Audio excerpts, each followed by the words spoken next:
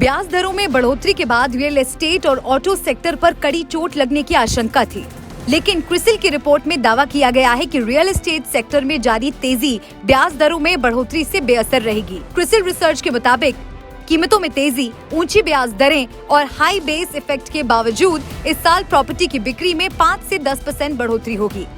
CRISIL research का अनुमान है कि मीडियम टर्म में प्रॉपर्टी की बिक्री में गिरावट आने की आशंका नहीं है।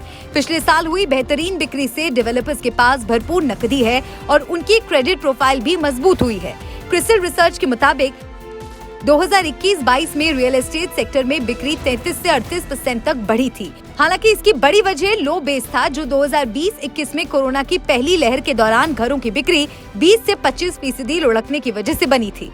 डेवलपर्स का भी मानना है कि मौजूदा हालात में घरों की बिक्री में कमी आने की आशंका नहीं है। लोगों को घरों की जरूरत है, कारोबारी सेंटिमेंट्स में सुधार है और रोजगार के मौकों में बढ़ोतरी जारी है। ऐसे में लोगों के लिए घर खरीदने का फैसला लेना ज्यादा मुश्किल नहीं होगा। लेकिन इस दौरान एक दिलचस्प बात ये भी देखने को मिल रही है कि अब अफोर्डेबल हाउसिंग से लोग दूरी बना रहे हैं। 2016 से 2021 के बीच अफोर्डेबल हाउसिंग में 20% तक का उछाल आया था, लेकिन अक्टूबर 2021 से इसमें गिरावट शुरू हो गई है। इसके साथ ही क्रिसिल ने इस साल प्रॉपर्टी की कीमतों में 6 से 10% की बढ़ोतरी की भी आशंका जताई है। इसके लिए डेवलपर्स हर तिमाही में 2% तक रेट बढ़ा सकते हैं। साथ ही कम लॉन्च की वजह से बिना बिके मकानों की संख्या भी घटकर 2 से 4 साल के स्तर पर आ गई है। इसके पहले ये 3.5 से 5 साल के स्तर पर थी।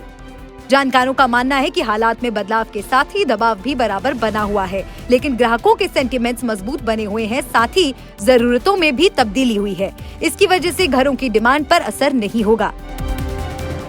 लेकिन ये भी तय है कि अगर किसी और तरह का संकट सेहत या अर्थव्यवस्था पर आता है तो फिर ये अनुमान गलत भी साबित हो सकते हैं।